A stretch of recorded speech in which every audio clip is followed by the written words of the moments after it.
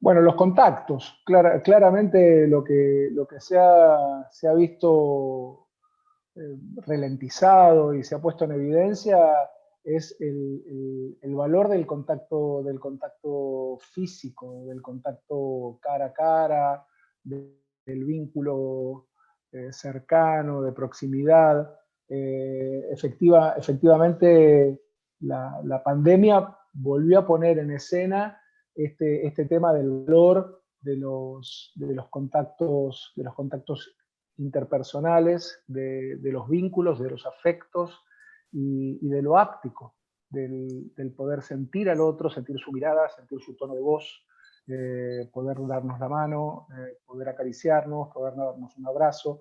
Me parece que ese universo áptico de las relaciones y de los vínculos humanos es el punto, por lo menos que a mí más me impactó del impacto pandemia, digamos.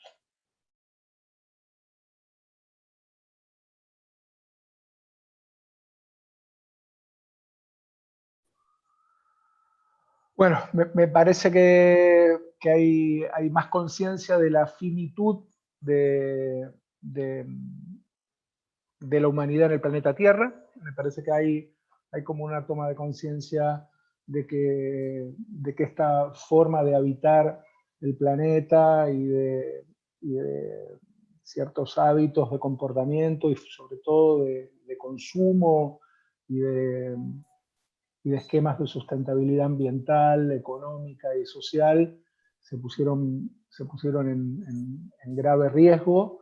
Eh, y me parece que allí está el terreno más interesante de reflexión, digamos. Estamos formando, reflexionando, produciendo, haciendo, con qué perspectivas temporales y sobre todo con qué objetivos a corto plazo. Y cómo los objetivos a corto plazo de una sociedad cada vez más veloz, cada vez más líquida, cada vez más necesitada de resultados instantáneos, pierde la capacidad de mirar a mediano y largo y las consecuencias que eso conlleva. Me parece que me impresionó, me impresionó los canales de Venecia transparentes con pescaditos otra vez nadando en los canales de Venecia. O sea, ese que era, si hay un símbolo de un bien cultural, ambiental, patrimonial, al que se le saca jugo de manera desorbitante y salvaje, eso es Venecia. Si hay un lugar en el mundo al que el turismo le saca todo el jugo que pueda dar, es Venecia, y efectivamente haber ralentizado un poquitito allí el consumo masivo de la ciudad y el uso intensivo de la ciudad con niveles de carga por encima de lo aconsejable, inmediatamente hizo que la resiliencia eh, natural de la vida, de la biología, del ambiente, marcara una diferencia y nos mostrara que era posible volver a ver cosas que pensábamos que ya no íbamos a ver nunca más en lugares como Venecia.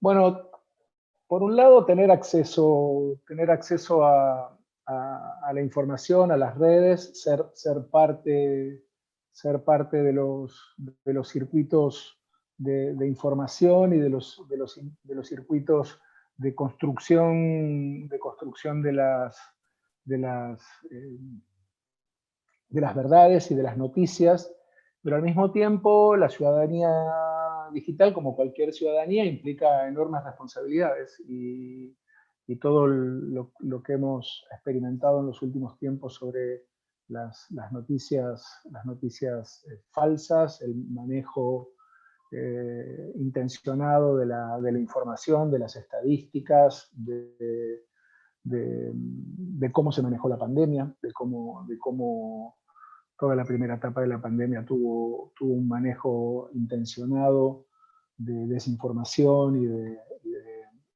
y de intentar llevarnos en nuestros razonamientos hacia determinados lugares. Bueno, la ciudadanía da derechos y genera obligaciones. Me parece que, digamos, las pantallas y lo digital tienen una enorme capacidad de seducción, pero al mismo tiempo hay que reflexionar sobre las obligaciones y las responsabilidades que genera su uso intensivo. Por ejemplo, en el mundo de la gestión museal, que es el que a mí más me tiene ocupado ahora, hay una película de hace unos años atrás, que se llama The Square, de un sueco, de un danés. Y en The Square lo que justamente se plantea es la gestión de un museo de arte contemporáneo en el primer mundo, en Europa, cómo necesita, a partir de generar expectativa en las redes sociales, subir en competencia con los otros museos de arte contemporáneo con los que tiene que competir en términos de sponsoreos, captura de públicos, venta de entradas, venta de merchandising y posicionamiento en los distintos niveles de legitimación del mundo del arte. Bueno, allí se cuenta claramente una estrategia muy agresiva de posicionamiento de una exposición en las redes que termina con un desastre, con un verdadero digamos, uso indebido de imágenes de niños, de información tergiversada, de golpes bajos, de, digamos, cualquier código de ética que se pueda presuponer quebrado. Bueno, claro, lo que el equipo de community managers y de creativos le decía al director del museo, bueno, pero conseguimos los likes. ¿Sí? Vos me pediste los likes, yo te los conseguí. Ahora, digamos, eso siempre tiene alguna consecuencia. Bueno, ¿quién mide esas consecuencias? ¿Quién las mide? ¿Cómo la comunidad debate eso? ¿Cómo la comunidad decide tomar ciertos riesgos, decide no asumir, no cruzar ciertas líneas? Y cómo eso se hace democráticamente, para que no sea tampoco la decisión sabia pero autoritaria de un gestor que decide, bueno, hasta aquí, sino que eso tenga unos protocolos, tenga unas discusiones mucho más horizontales, donde la comunidad pueda participar y donde eso implique acuerdos y responsabilidades respecto de estos nuevos desafíos que plantea la ciudadanía digital.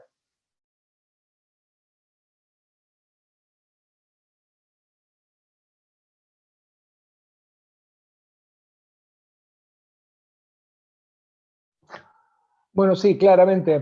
Primero hubo, en la primera etapa yo sentí un volver hacia adentro, un volver a reconsiderar el espacio privado y a reconfigurarlo como espacio. Entonces los departamentos se transformaron en oficinas, los balcones se transformaron en lugares de reunión, tener un balcón pasó a ser tener un objeto de deseo, tener una terraza, ni te cuento.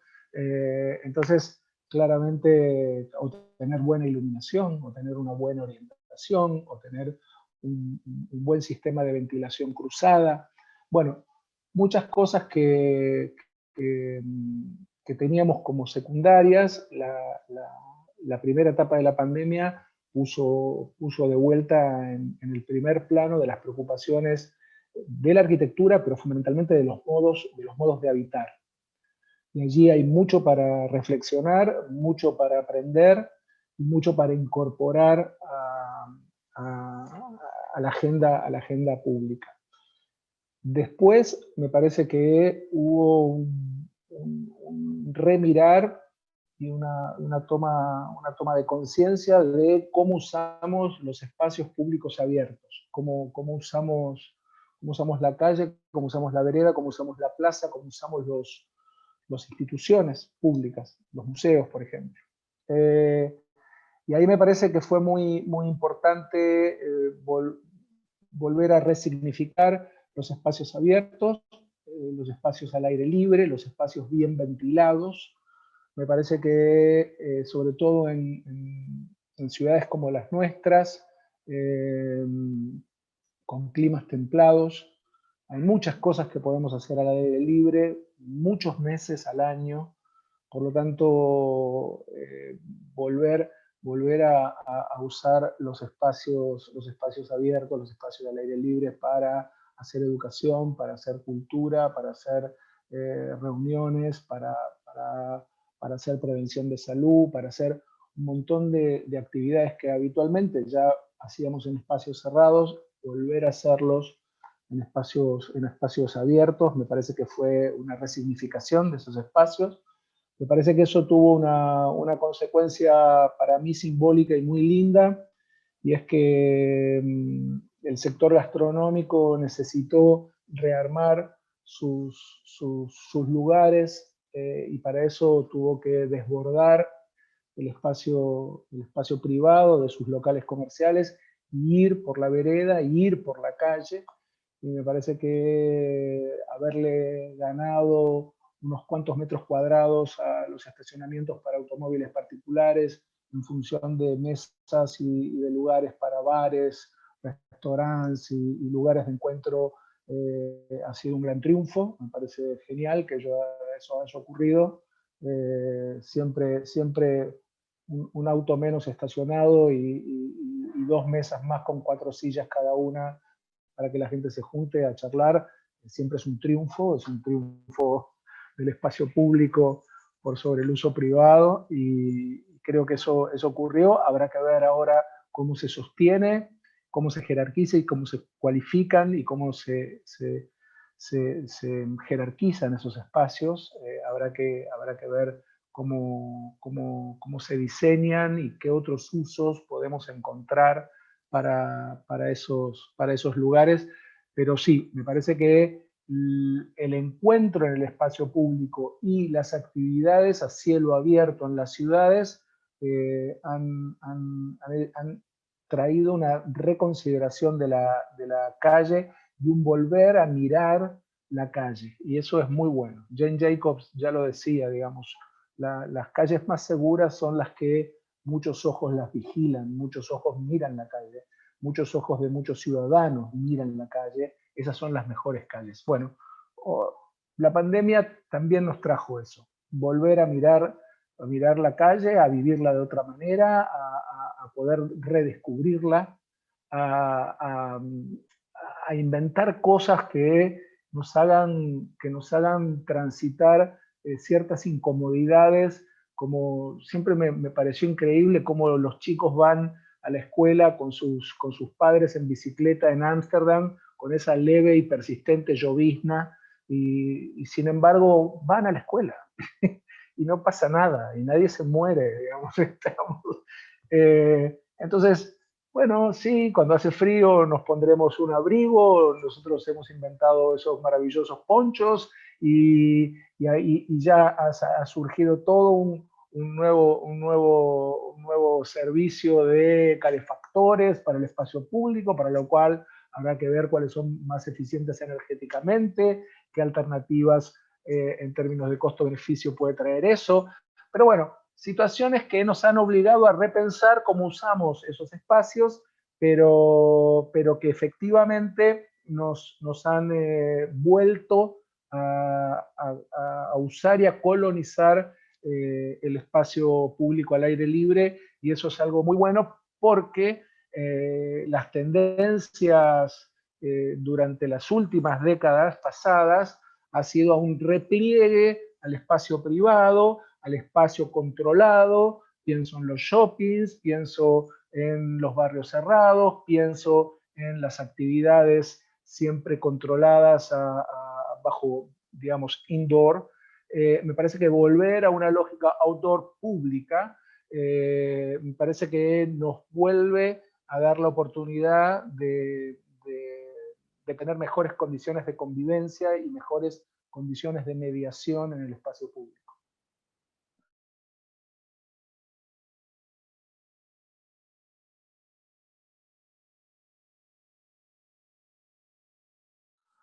Bueno, eh, eliminando el concepto museo de objetos. O sea, no, no puede seguir pensándose el museo, más que post pandemia, el museo moderno, el museo contemporáneo, como un museo de objetos.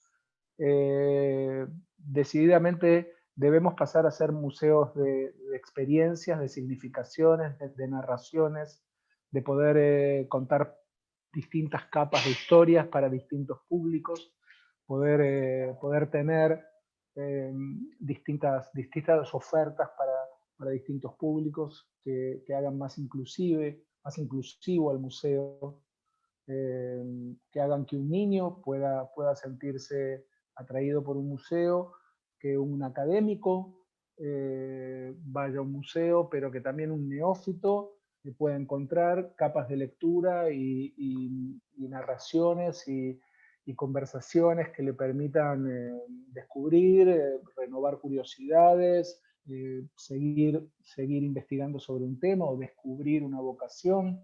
Y para eso, ahí sí, yo creo que los recursos de la museografía vinculados al mundo de lo digital son potencialmente muy innovadores y muy interesantes. Me parece que allí más que muestras digitales o objetos digitales, lo que tenemos que pensar son curadurías digitales. O sea, formas de contar historias museales, historias desde los museos, con distintas capas de información y distintas herramientas de aproximación a distintos públicos que nos permitan mayor flexibilidad, mayor apertura, mayor democratización del acceso y un renovado entusiasmo por redescubrir el patrimonio los elementos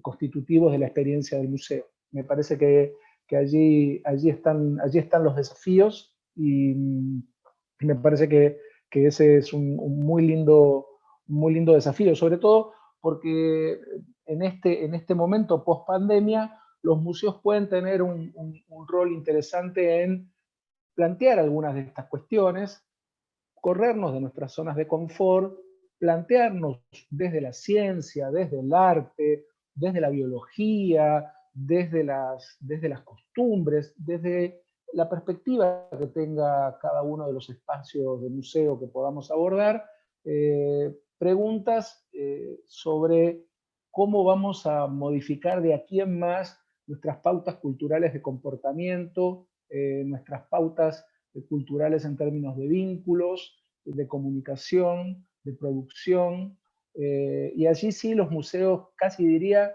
con mayor flexibilidad que el sistema educativo, puede rápidamente incorporar algunos temas en la agenda y generar algunas instancias innovadoras.